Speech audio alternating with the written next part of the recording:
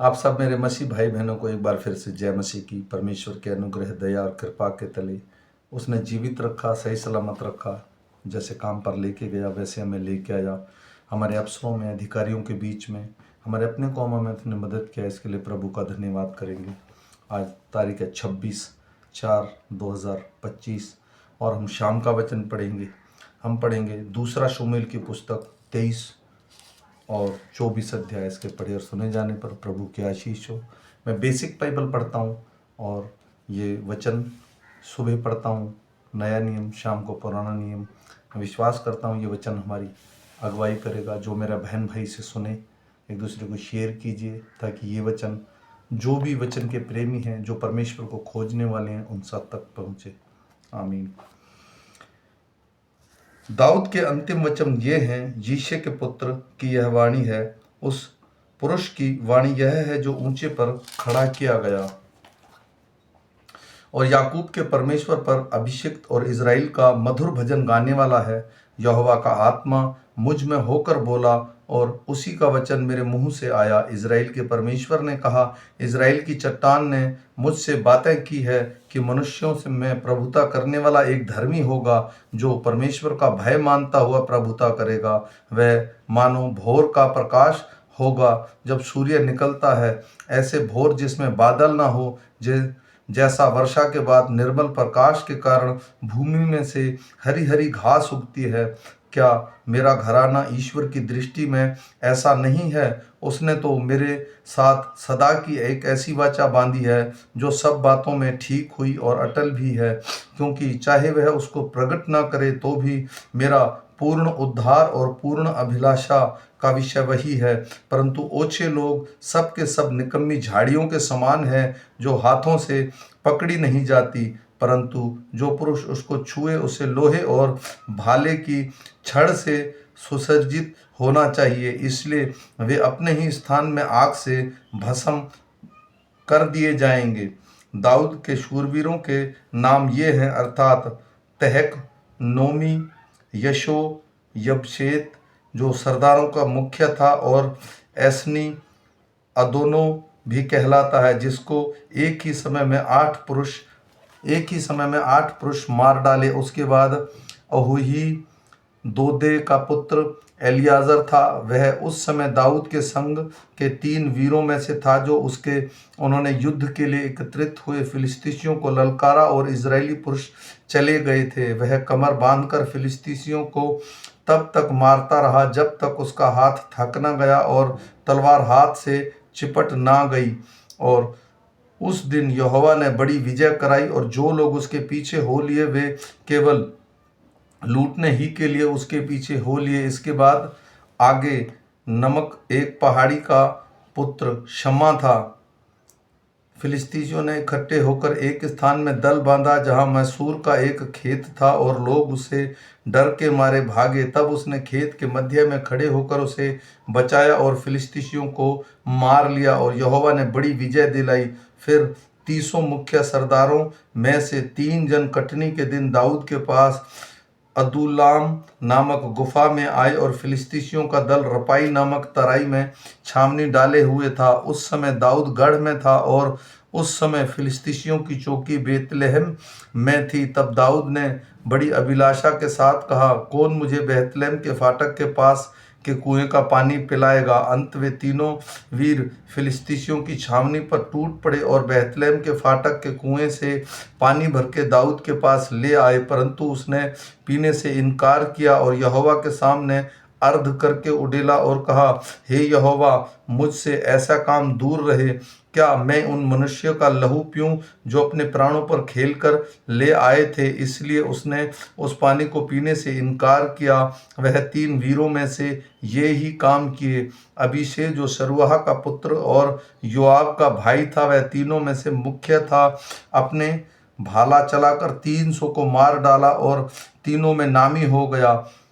क्या वह तीनों में से अधिक प्रतिष्ठित ना था? और इससे भी उसका प्रधान हो गया, परंतु मुख्य तीनों के पद को ना पहुंचा। फिर यहोयादा का पुत्र बनाया, जो कबेसलवासी एक बड़ा काम करने वाला वीर था, वीर का पुत्र था। उसने सिंह सरीखे 2 मुआबियों को मार डाला। बर्फ गिरने के समय उसने एक गड्ढे में उतर के एक सिंह को मार डाला। फिर उसने एक रूपवान मिस्री पुरुष को मार डाला। मिस्री तो हाथ में भाला लिए हुए था, परंतु बनाया एक लाठी ही लिए हुए उसके पास गया और मिस्री के हाथ से भाला छीनकर उसी के भाले से उसको घात किया। ऐसे ऐसे काम करके यहोयादा का पुत्र बनाया उन तीनों वीरों में नामी हो गया। वह 30 से अधिक प्रतिष्ठित तो था, परंतु मुख्य तीनों के पद को ना पहुंचा। उसका दाऊद ने अपने निज सभा का सभापद नियुक्त किया। फिर 30 में से योआब का भाई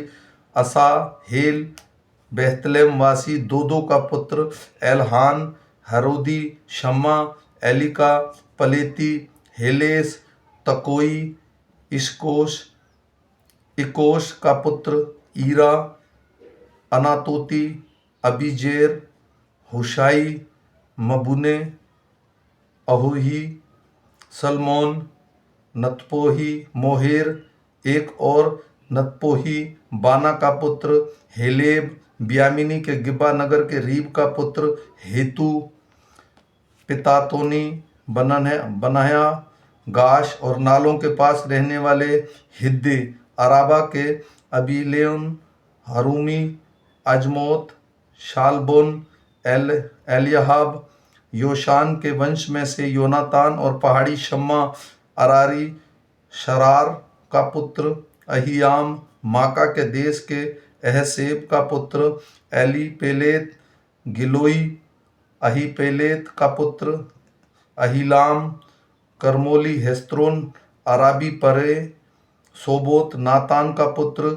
यगल, गादी, बानी, अमोनी, सेलेक, बेरोती, नहेर का सरुयाह के और योआब के हथियार ढोने वाला था। येत्री, ईरा और गरेब और हित्ती उरिया था। सब मिलाकर 37 थे।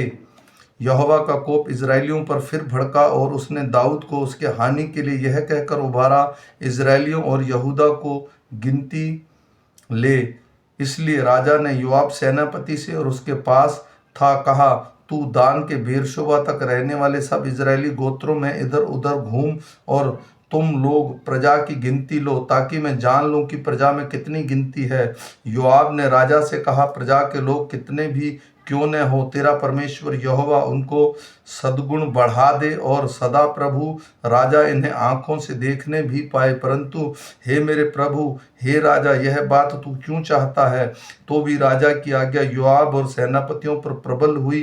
अंत योआब और सेनापति राजा के सम्मुख से इजरायली प्रजा की गिनती लेने को निकल गए। उन्होंने यरदान पार जाकर अरोएर नगर की दाहिनी ओर डेरे खड़े किए, जो गाद और घाटी के मध्य में याजेर की ओर हैं। तब वे गिलाद की ओर तमशदेशी नामक देश में गए। फिर दान्यान को वहां चक्कर लगाकर सिदोन में पहुंचे। तब वे सोर नामक दृढ़गढ़ और हिब्बियों और कनानियों के सारे नगर में गए और उन्होंने यहूदा देश के दक्षिण के बेरशोबा का दौरा निपटाया। इस प्रकार सारे देश में घूम घूम कर वे 9 महीने और 20 दिन के बीतने पर यरूशलेम को आए। तब योआब ने प्रजा की गिनती का जोड़ राजा को सुनाया और तलवार चलाने वाले योद्धा इजराइल के तो 8 लाख और यहूदा के 5 लाख निकले। प्रजा की गणना करने के बाद दाऊद का मन व्याकुल हुआ। अंत दाऊद ने यहोवा से कहा, यह काम जो मैंने किया है वह महापाप है।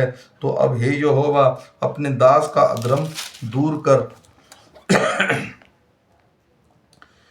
क्योंकि मुझसे बड़ी मूर्खता हुई है। सवेरे जब दाऊद उठा तब यहोवा का यह वचन गाद नामक नबी के पास, जो दाऊद का दर्शी था, पहुंचा। जाकर दाऊद से कह, यहोवा यो कहता है कि मैं तुझको 3 विपत्तियां दिखाता हूं, उनमें से एक अपने लिए चुन ले कि मैं उसे तुझ पर डालूं। अंत गाद ने दाऊद के पास जाकर उसको समाचार दिया और उससे पूछा, क्या तेरे देश में 7 वर्ष का अकाल पड़े या 3 महीने तक तेरे शत्रु तेरा पीछा करते रहे और तू उनसे भागता रहे, या तेरे देश में 3 दिन तक मरी फैली रहे, अब सोच विचार कर और अपने भेजने वाले को क्या उत्तर दूं। दाऊद ने गाद से कहा, मैं बड़े संकट में हूं, हम यहोवा के हाथ में पड़े, क्योंकि उसकी दया बड़ी है, परंतु मनुष्यों के हाथ में ना पड़ूंगा।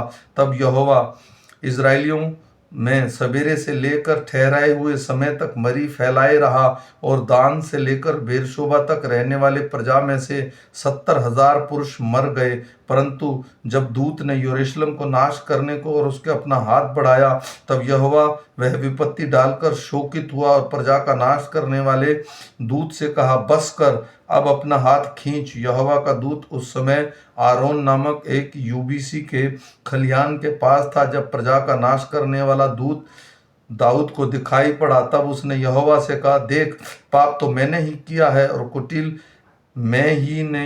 कुटिलता मैंने ही ने की है, परंतु उन भेड़ों के क्या किया, इसलिए तेरा हाथ मेरे और मेरे पिता के घराने के विरुद्ध हो। उसी दिन गाद ने दाऊद के पास आकर उससे कहा, जाकर अरनोना यूबीसी के खलान में यहोवा की वेदी बनवा। अंत दाऊद यहोवा की आज्ञा के अनुसार गाद का वह वचन मानकर वहां गया। जब अरनोन की दृष्टि दाऊद के कर्मचारियों समेत उसकी ओर आते देखा, तब अरोना से निकलकर भूमि के मुंह के बल गिरा और राजा को दंडवत की। और अरोना ने कहा, मेरा प्रभु राजा अपने दास के पास क्यों पधारा है? दाऊद ने कहा, तुझ से यह खलियान मोल लेने आया हूं कि यहोवा की एक वेदी बनाऊं, इसलिए कि यह महामारी प्रजा पर से दूर हो जाए।